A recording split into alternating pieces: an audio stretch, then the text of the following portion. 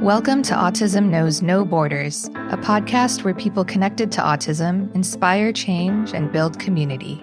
Together with the Global Autism Project, I'm your host, Rachel Harmon, a professional with over a decade of experience in the field of autism services, outreach, and advocacy.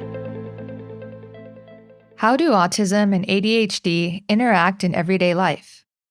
Whether you know from personal experience or you've ever wondered what it's like to live with both diagnoses, you'll want to listen to this episode with BCBA Dr. Shelby Dorsey, a late-diagnosed autistic ADHDer and mother of 2 neurodivergent children.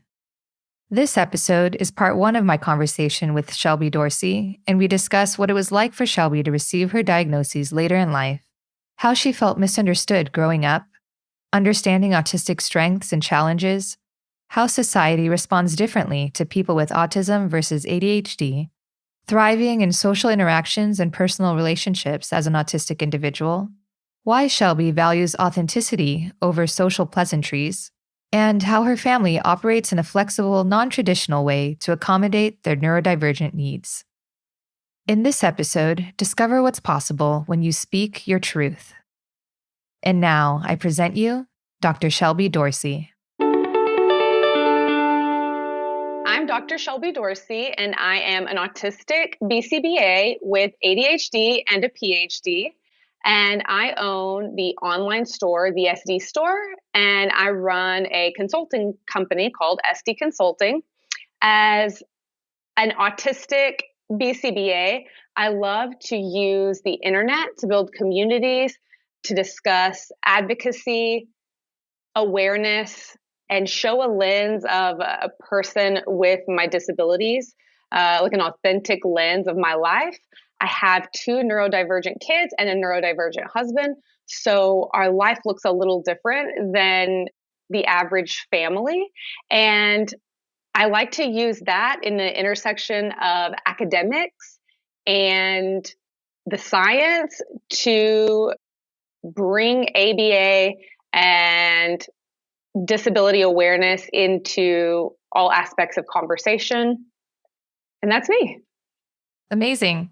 Yeah, you have a really unique perspective as an autistic BCBA to neurodivergent children. So yes, kind of have 3 perspectives there. And we'll talk more about your work later on in the conversation.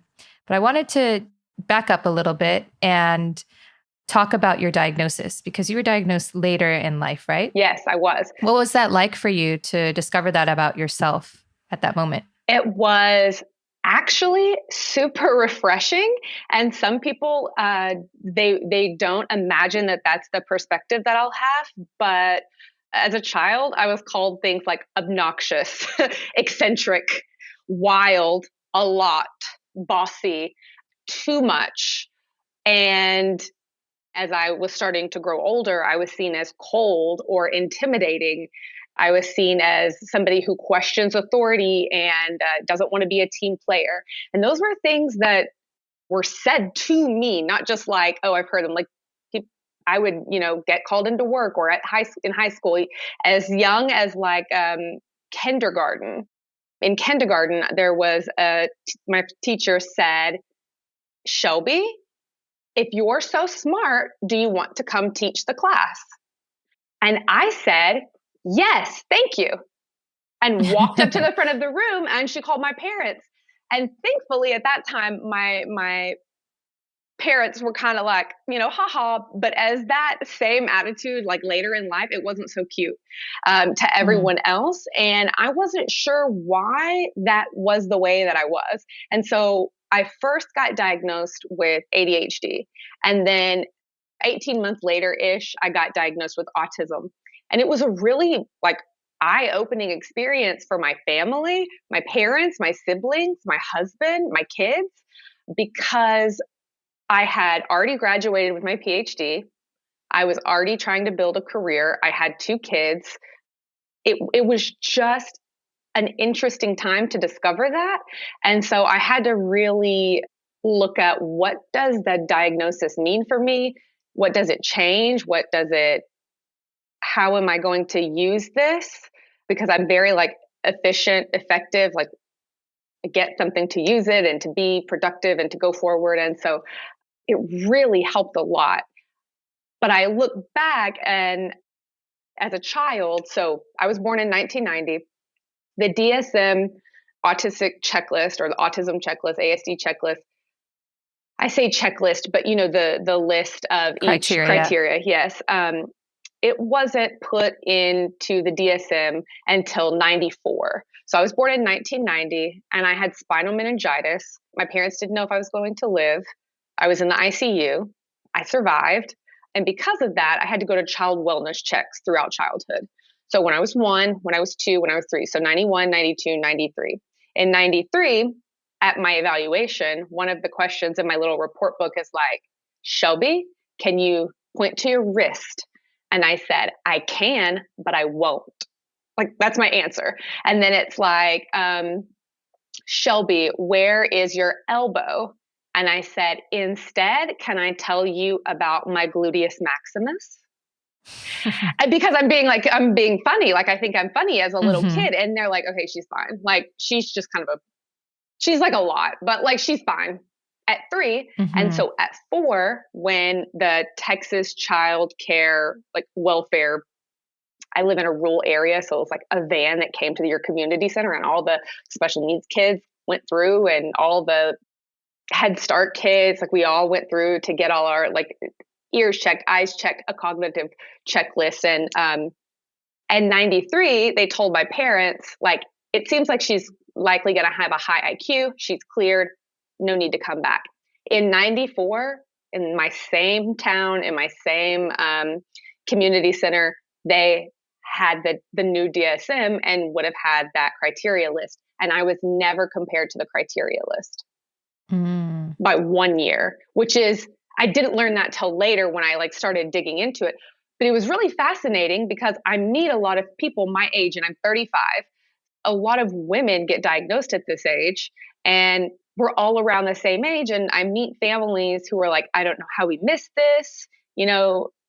My family took me to this or this, and it was skipped. And it's very easy to miss, especially in girls, and especially when we're on that timeline. Yeah. So as an adult, that was something that I had to work through, navigate through, it was overlooked as a childhood, and there wasn't a lot my parents could have done or would have known to do at that time. And then as I progressed through school, I have the classic story of girl with autism that doesn't get, I don't want to say tagged. That's like the only thing coming to mind, but it's like, okay, here are some behavioral observations that are out of the ordinary. This might be a struggle point. Every time I struggled in my life, especially in school, it would be, you are smart enough to do this. And it was almost as like my intelligence was weaponized against me. So I always felt, oh my gosh, I'm smart enough, but I can't. Why can't I? And I see that in my clients, especially if someone has a special skill, or especially if somebody has a special interest, or if they have, lots of conversational communication. So I've always had lots of conversational communication, but I have some really big communication deficits that were overlooked because I talk a lot. No one was looking at my sentence structure, my syntax, how I'm communicating, my wellness, if I'm communicating my wellness, how I'm talking to friends, if I can keep up relationships. It's like she talks a lot, so she can talk. And that's something that in my conversations with other women who have kind of the same experience where they weren't diagnosed until adulthood, that their skills, I always like to think of myself as a bell curve. And like some of my skills are on this side and some of my skills are on this side. And it doesn't matter what's good or bad, or, what's high and low, because I have them both. The things that were on the high side of the bell curve were then weaponized in a way that made me feel like it was my fault, not something to explore. And so that diagnosis really gave me kind of the permission. And I would ask my husband, like, what part is me and what part is autism? And I've had a lot of parents ask me that over the years. I always thought it was a weird question, to be honest. Like, no, that's not how it works. And then when I got diagnosed, I found myself asking the same question: what's my personality and what is autism? And working through that it was like, okay, Shelby, you coach parents on why that's not a good question to start with. But yet it's the same question you find yourself in. Why is that? Like, Yeah. just let your personality be. It's almost like you want to identify what this autistic trait is. Because I want to categorize it. I want to understand where one thing ends and the other begins. What have you found? That is not possible. Yeah. Have you thought about, though, in a different light? Sometimes I ask some guests, what are your autistic strengths? Mm-hmm. Like maybe a characteristic that is highlighted because you're autistic? So I'm a behaviorist. I look at it more like my autism is a baseline and my environment has shaped the way that my autism interacts with the world. Oh, okay. And so instead of thinking about it being a personal trait, I kind of look at it like these are my strengths. Hard stop. Autism is my reaction, and that is shaped where I've gotten reinforcement. Things that come easy to me are usually reinforced because they come easy. Things that are hard are typically punished. And so writing is something. I wanted to be a writer when I was younger. And in the 7th grade, I had a teacher that was very punishing to my writing. And I wrote this really dramatic, like 20-page story for parent-teacher night. And mine in the 7th grade was so scandalous that for parent-teacher night, she wouldn't let it be displayed. She kept it behind her desk. And my parents had to go behind her desk to get this 20-page. It was like I had written like a little drama. We had these puppets and you're supposed to write a story. Well, my story was like somebody ran off to Brooklyn and I'm from West Texas. You know, I have a grade of 30 kids. My teacher taught my dad. And that was just like wild. And right in the very corner of the paper, she wrote like a 92. And I'm like, I'm good. Why are you doing? And that, I didn't realize how much that one situation affected me. But as I got older, I questioned my writing more. So I have aphasia and apraxia. And to be someone who talks so much, oh, my words and my actions can get so jumbled. On paper, they can be jumbled. And instead of really working through those like communication barriers, because I loved writing and I wanted to tell stories. And I like to tell stories about myself, which is on the internet. And when people ask me to talk about myself, telling stories about myself that maybe teach or educate in some way is really fun to me. I joke with my husband that I'm going to be a stand-up comedian when I like retire. Like that's my retirement plan. Like Netflix special in 30 years. Yeah. And so it's hard to answer what are those autistic strengths when I think about something that was a love that was so punished that I'm still working on it. I'm still kind of learning how to develop a skill that I'm not good at. And which is funny because you write your dissertation, you're like, obviously you can write, you had to do all of this, but to think you're good at it or to be happy with it or to even understand where I'm good and where I need help is very hard for me to distinguish those. Because it's like what comes easy is good. What is hard is bad, kind of as I'm operating. What are some things that are hard for you? Writing. If you would have sent me a questionnaire, 10 questions, fill these out about yourself, that would have been very difficult for me. I would have rather written a 10-page lit review to send to you than answer those questions. It's very hard to get those down on paper for me, like that from my brain to the paper, especially when typing. Writing is a little bit better, but when I go back and read my writing, I leave out words, no commas. And I have a bachelor's degree in English. So like I took grammar, I took writing classes. It's not lack of education. It's the ability to get it from my head onto the paper. And that's where, the word mix-ups come. And that can be really difficult. One good example that a lot of people like identify with. Have you ever played the game? Here in Texas, we called it Slug Bug, but it was when a VW, like a Volkswagen Bug, drove by and like punch your sister. Yeah. So we had that in California too. Yeah. Yep. Okay. So in the car, we would be driving and we would see one and it would be like Slug Bug. And then you would have to say the color. And whoever said Slug Bug and the color, you would hit first. I'm like, what in the world are we doing? But anyways, that's how it went. And from a very early age, I'd be like, Slug Bug, orange, green, yellow, blue, white. And it would be white. And that was something that like, it always happens. I'm not good at like a quiz bowl or like, see, I'm doing it right now because I'm trying to think of something. Like lists. A game show. Uh-huh. Like a Jeopardy game show or a thing like that where you've got to like answer, like rapid fire answer. Yeah. My brain can't get through that.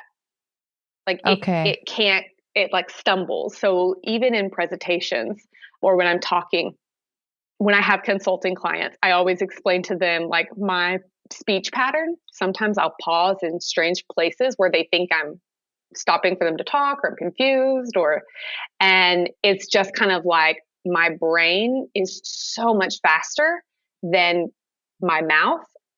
To get it to slow down, to get it to come out takes a lot of effort if I'm being so intentional as writing, because every word is chosen in a specific way. If I just kind of talk it out, there's less of a barrier to get what I want to say out.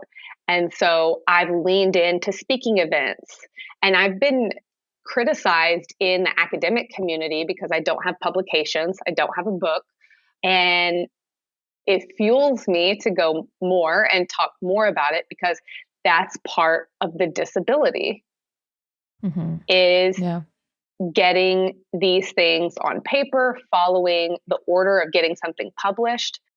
And it all mirrors my childhood school struggles. And so that was one of the ways that I was able to get diagnosis because I had just finished my PhD. So I was like, I know I can do this, but why can't I just do it on the fly, like a blog post? I can do a homework assignment, but I can't write a blog post. And so evaluating those types of things that other people would say a blog post is easier. And I had to get to the point, and the diagnosis really helped me with this, is for who?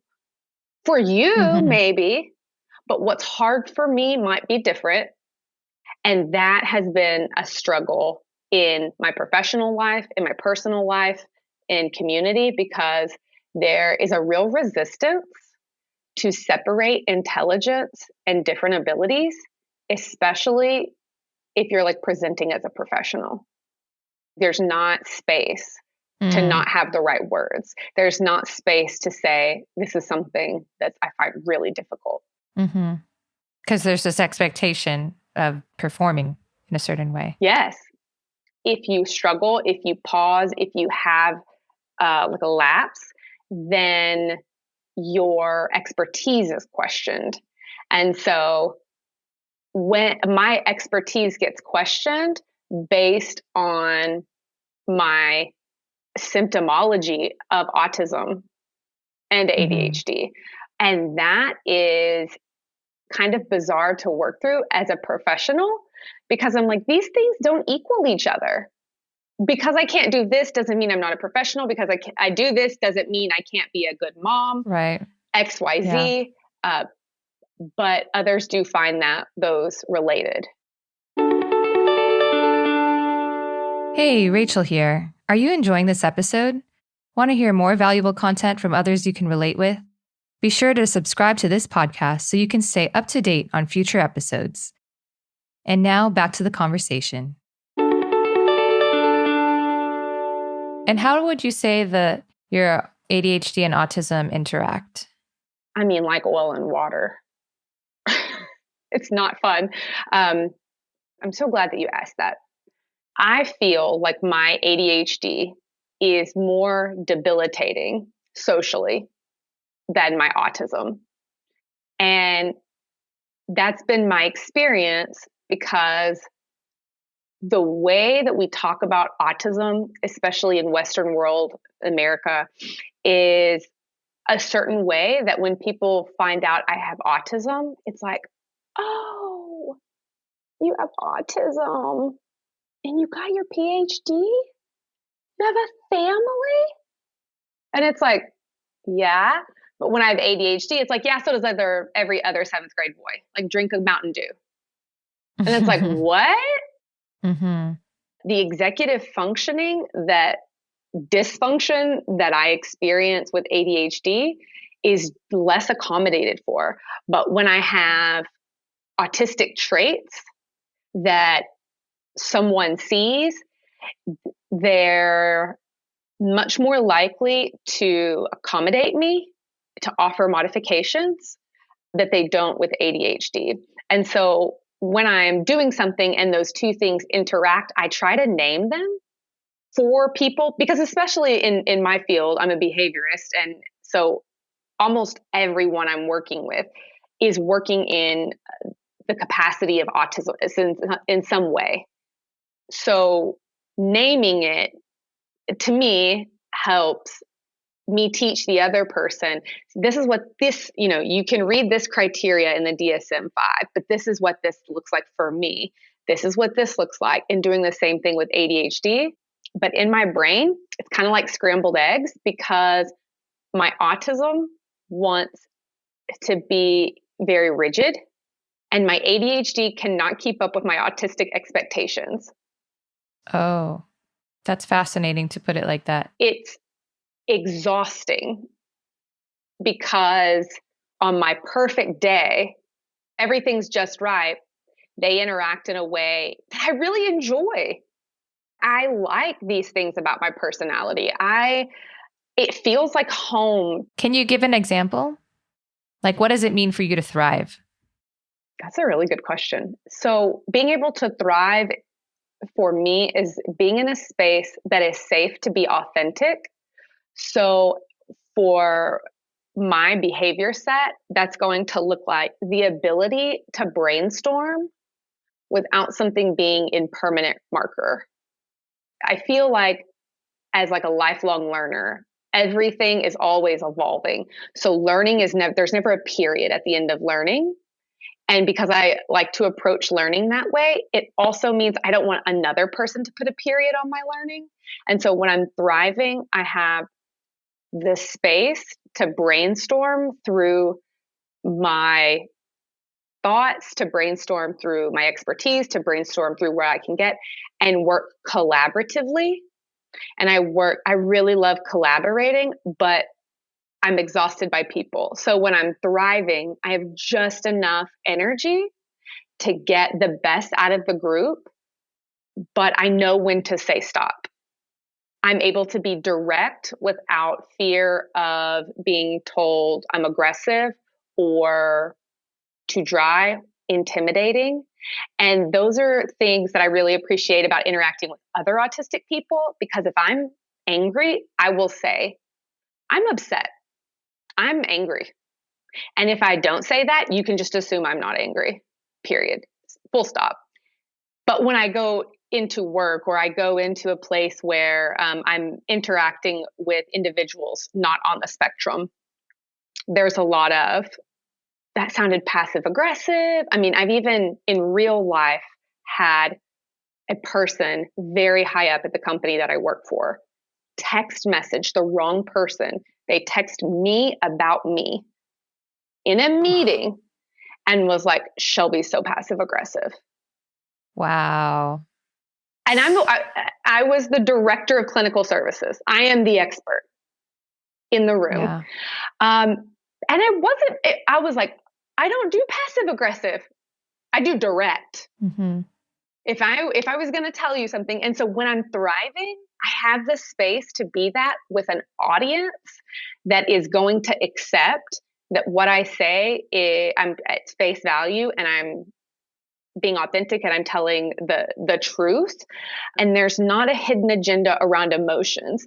And even with the clients that I work with, especially, I really love working with kids between the age of like 5 and like 13.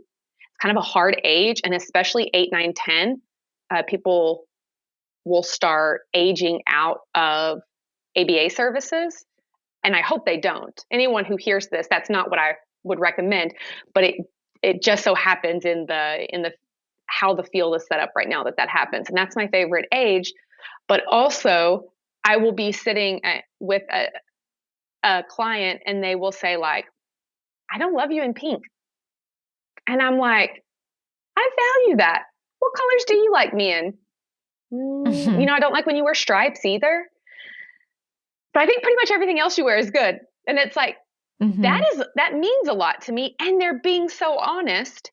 Yet when mom comes in, tired, whatever, and the client is like, Mom, I don't love you in pink. That's very hard. Why are they saying this? They're, you know, it's antagonizing, it's mean. And so in my personal life, those same comments happen to me when I tell someone something like, this is funny, but I have this thing, and this is like where my autism, one of like the social emotional cues that are hard. Okay, you can see my brain. Like you can, if you're watching me on the video, we've been talking for almost 30 minutes, and you can see my ability to speak into the camera, look in the camera, and keep on is like we're slowing down. Okay. And so take your time. Just kind of a note. So when people are listening, one of the things that I think about is everything that I've already said is like sitting in my brain. And then everything I'm going to say is on the other side. So the longer we talk, I'm keeping more in my brain. And I also am thinking about what I want to add. And so that can be difficult. And then with ADHD, it's like, but wait, what was I saying?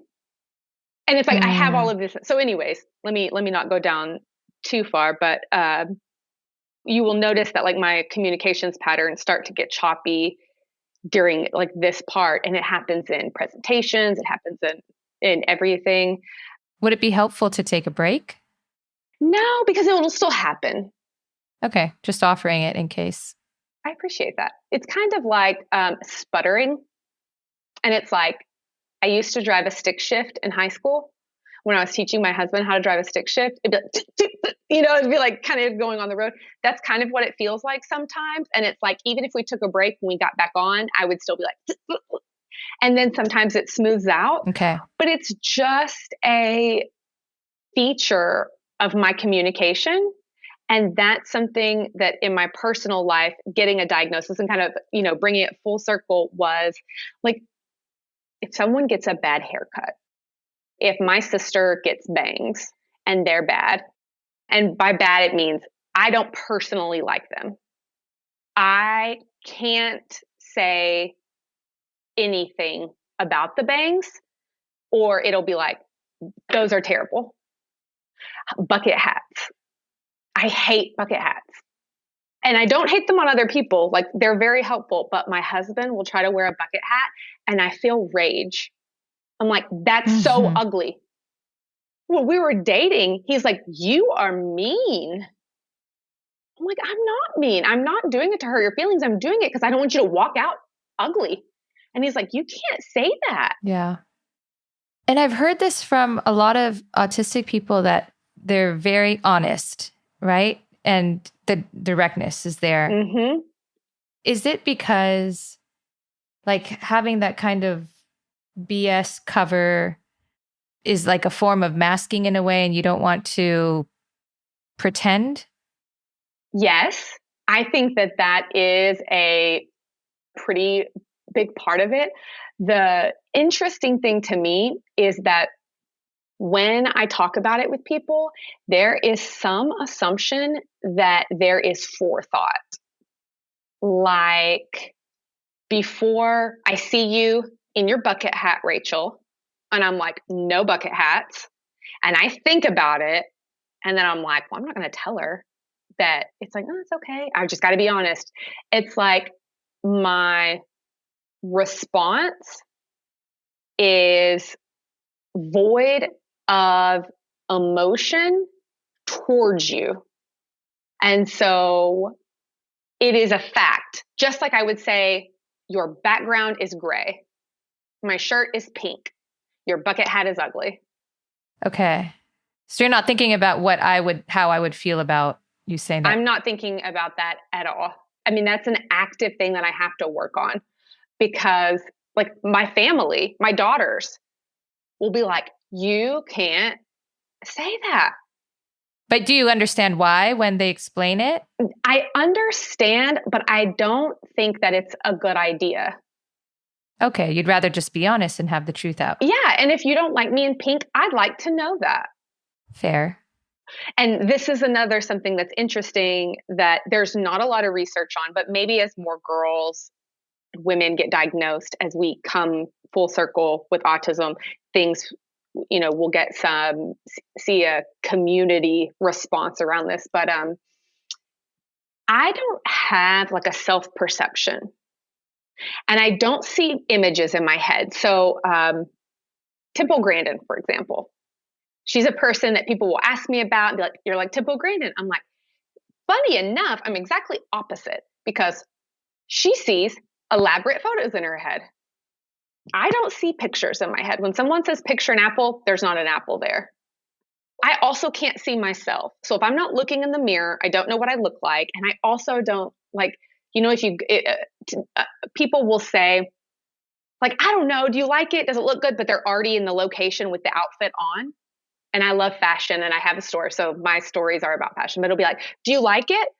In my head, I'm like, don't ask a person that when you're already in the outfit and you're already at the location. Because what's the answer if no? You're just stuck in the outfit for the rest of the day. And you ask me, and I have to tell you the truth. Mm-hmm. And the authenticity, the truth, I find that working with acceptance and commitment therapy is understanding that I put a higher value, and a lot of autistic people do put a higher value on truth than maybe emotional reciprocity or a social approach. If you're listening and you're familiar with like the Strength Finders test, there's one strength that's WOO, winning others over. And a lot of like very charismatic people have it. My husband is like number one, winning others over. I have a sister, winning others over. That's like bottom 3. Either I am your cup of tea or I'm not. My feelings aren't hurt. Hope your feelings aren't hurt. I don't think about it when I go to sleep. When I leave my house, whatever I have on is good for the day because I left in it. If it wouldn't have been good, I wouldn't have left in it. Yeah. I mean, I see this as a strength because you're not wasting time thinking so much about what other people think about you. I think so. I would agree. However, where it becomes not a strength is when I feel like I'm using the word weaponize a lot, but it truly is what I've experienced, is when that's weaponized against you and it's mislabeled as mean. Right. Like in high school, people would say I was a mean girl. And I would say, poll everybody, because of who I am as a person. I'm like, poll everybody. The only people that I have said anything to are people that I had constructive feedback for. I'm not just walking around being like, and you're ugly and you're stupid and you're like, no. Only when I'm asked or it's someone I care about. When my husband like puts on an outfit and I look at it, the first thing I'm like, black socks, no. Instead of when I hear other people say it, they'll be like, I love that shirt. That is cute, right? That's a cute bracelet. I'm like, okay, but are you just saying that to placate me? Are you being honest? Because with compliments, I sometimes wonder, and this is where I see like social emotional reciprocity becoming, or I guess labeled as abnormal, is like, I don't want pleasantries, and I often don't offer pleasantries. And if I do offer pleasantries, they are very sincere, or I am working really hard because I have knowledge that tells me that this person really prefers that type of communication, and I'm trying my best to do that. But it takes effort. But it takes a lot of effort. And then I don't feel like I can show up in other ways if I'm worried about our shared interest. If I'm worried about if you think I like your shirt, or, you like my shirt, I like your shirt. You like my haircut, I like your haircut. It's like, those are things that people will comment on. Oh, your hair is so cute. Oftentimes people will be like, I love yours too. I answer, I know, right? Because I think it's cute. And even at college, people would like compliment an outfit. And I would say, I know, right? I got this, on sale or something. And I had a friend that was like, you can't say that. Right. And I'm like, but it's true. Because then it sounds like you're being cocky. Yeah. And it gives mean girl vibes. And that, in a professional setting, especially when you work up the professional ladder and you're a director, people want to perceive you. And if you have decided that for whatever reason, some of these social interactions I won't even decide that they're not important, but they're just not in your wheelhouse, or they're just not in front of your mind, then it can really limit social interactions, because others, they'll be like, I'm afraid to hear what you're about to say. And I'm like, I don't have anything to say. What do you mean? Oh, I just thought you were going to critique us. I'm like, nope, everything's looking good. But if I find a mistake, don't worry. You never have to worry. And so as I think back on this conversation about, strengths and how you use them, to me, there are a lot of strengths in autism. And I much prefer social interactions with autistic people. And it's because it's easier. And I said kind of at the beginning, what's easier is what I think I'm better at, because it flows better. Yeah. But all of these social interaction contexts, they don't allow me to be me if I'm so focused on them, and they just don't come naturally. Okay. Well, I think this is a good transition to talk about your personal life and your family. You said your husband is neurodivergent and your kids too. Yes. And you mentioned that your life doesn't look like a quote typical household. Can you elaborate on that? Yes. So we operate in a way of behavioral engineering. So we moved into a house, and when everyone would be like taking off their dirty clothes for the day, everyone would throw them in the floor. And I had a hamper on the other side of the room. And it's like the hamper on the other side of the room does nothing because everybody puts their clothes in this one spot. So then I moved my hamper to the spot that people lay their clothes, and bam, all of a sudden everybody can put their clothes. But I know that as a behaviorist, that's very useful. Sorry to interrupt. What's their neurodivergence? Okay, so my husband has hyperactive ADHD. He toys with getting an autism assessment. He has a sibling with autism. So my husband has a sibling with autism. He shows some signs, but I don't think he would pass an assessment for autism. So he's diagnosed, though, ADHD hyperactive. One daughter has ADHD combined type, but she also has diagnosed agoraphobia, severe panic attacks, and severe anxiety. She's had this since she was a year old with no trauma. And that's something that's very important, because in the assessments, everyone kept looking for trauma, digging in closets. We're trying to find the trauma that caused this.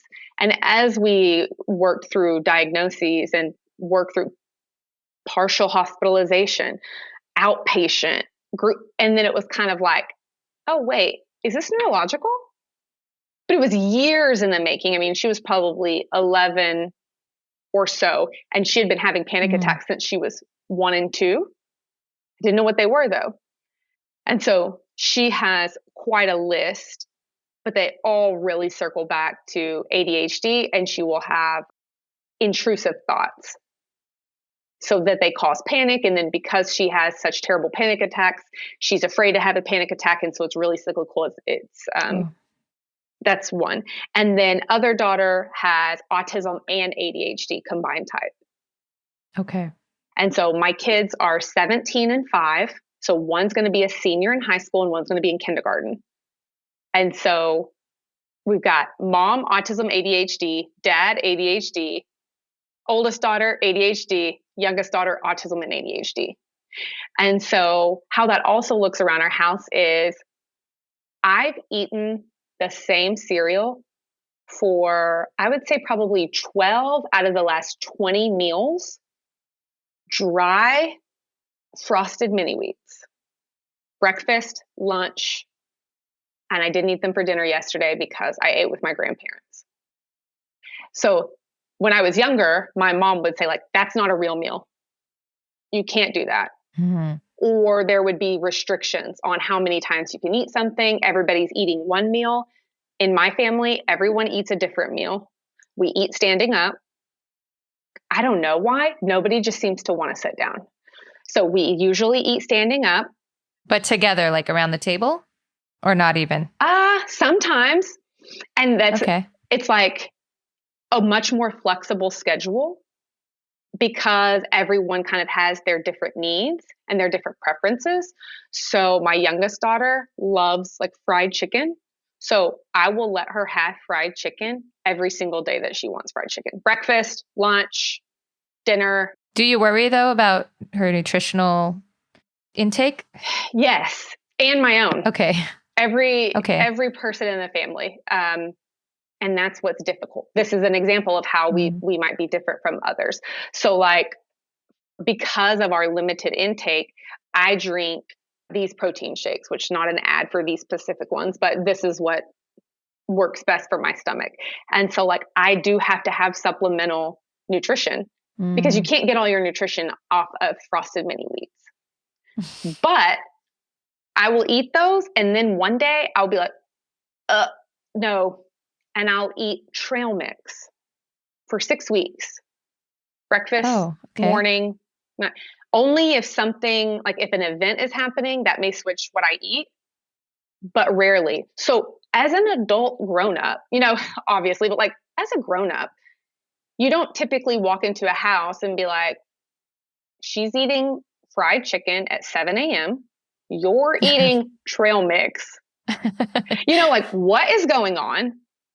And those are like societal rules that we just don't have in my house, because if we did, not that I don't feel hunger, because I do feel hunger, but that is not something that my brain is like, food, get your food. So I have to have something that like I want and that tastes good or I won't eat. And my youngest daughter is similar. So if you want fried chicken and fried chicken's not available, I'm good. I won't eat. And where you kind of go back and forth as a parent who is knowledgeable about child nutrition is, always offer more. There's always other things to eat. The fridge is always stocked with fruits and vegetables, and we only drink, thankfully, we like only drink water or these protein shakes. Typically we do things like that. But when I go to my sister's house, my daughter is like, I want fried chicken. And she's like, well, we're having waffles. And she's looking at me and she's like, okay, but like, I want the other thing. And my sister's like, everybody at my house eats the same thing. And my whole family is like, okay, are we going to eat it or are we not? And that's where my life doesn't follow the rules, is that's the same way of like dressing. So we tend to be very picky on fabrics, or like, I like to wear this. So that may mean that I wear the same pants like 5 out of 7 days and just wash or rewash or wear for part of the day and change. But I will also let my kids do that. And that is really hard for neurotypical families, because it's as if, you're like letting them get away with something. And the way that I look at it is I'm taking a barrier out of their life by letting something that flows easily. Like I want to wear. So these are comfort color t-shirts that I have on right now. And I love the feeling. Right now, I'm into the comfort color texture. But there's also like a Bella canvas that's a totally different texture. It's a really soft, buttery feeling. Right now, those kind of like feel gross to me. Like they feel like I can't breathe through them. But like, 2 months ago, I might have only been wearing those. So I also hear parents say, well, I bought these shoes. You're going to wear these shoes. These are the socks you wanted. But I know that I can't control when something it goes off. When socks hurt my feet. I don't know how to describe to somebody that I wear these socks all the time and they no problem. And today they hurt my toes. And I can't even think at work because my socks hurt my toes. But I can't tell you how many times I've been in session and the RBT is like, they won't leave their feet alone. They won't leave their feet alone. I'm like, have we checked their feet? Have we asked them? Mm-hmm. And the kid's like, my toes hurt from my socks. Ask the parents, are these new socks? Have you changed socks? No, they wear those socks every day. I don't know what happened. And we try to find all of these little things. And I think one of the parts of autism that to me is not described enough, and I think a lot of autistics feel this way, is there's not a lot of information about how we interact sensory wise with our environment. And so I guess technically it's in the criteria, but I don't think that there are a lot of explanations. Mm-hmm. And so one of them is that when things change or when reactions change in my family, with my kids, with my husband, then it's allowed. And I try to teach my kids how to work through it so that they can accommodate themselves. Because if my kid can just take off their shoes when their toes hurt, bingo. Yeah. Where the problem comes in is schools. You can't just take off your shoes. Yeah, but what my feet hurt. Got to keep your shoes on all day. And now we have an increase in behaviors. Now it's even harder to follow social structure and get all of that social reciprocity in for a 5-year-old. But I know as a mom that at 35 years old, sometimes the socks will ruin the day. And it's not an exaggeration. And so through my professional life, I get the opportunity to provide my children with a really neuro-affirming household. But then I also get to see ways that we're weird. And I'm using air quotes for anyone not looking at me, but we may be weird or we may do things differently. And I try to compare that to what a typical family would do and figure out, is this an accommodation that is just for me and my family? Or is this an accommodation that autistic people collectively might find really helpful? And if it is, I need to speak out about it. I need to say something. And that's where I use Instagram or use things like this to just be like, hey, texture and touch are really hard for me. So these socks, these shirt, I wear a headscarf because I like my ears being down. I just like the way it feels. I like how men wear hats. Women don't wear hats like that in America. One sex does, but the other sex doesn't as much. But I love a hat on. I love it to be on. And so in school, you would have to take it off, right? Mm-hmm. I'm going to be better in a classroom if you let me have this headscarf on. Yeah. I think that's where, with more awareness, people will know how to handle those situations. I hope so. Yeah. And not turn it against them or just assume that they're being defiant. Difficult. Yeah. There's a really great paper that's called, I'm finding it difficult. I'm not being difficult. Something, and I really resonate with that, because when people find me difficult, it's because I'm finding the environment difficult. When people find me easy breezy and oh, she's super flexible, it's because they've been flexible with me in maybe ways that they just don't even understand are so important. Yeah. And I think you were a great example of this. We were supposed to meet yesterday, but I wasn't able to, and we were able to move to today. Had we had to do it yesterday, I would have gotten on, but you wouldn't have gotten the best version of me because there was a lot going on. Just by moving one day and having some flexibility, I can be present for you in a way that I wouldn't have been. But when that happens in other professional settings, it can be unreliable.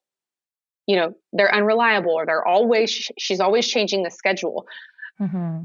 But being hyper/hyposensitive to everything creates a world that is experienced much different than a neurotypical person.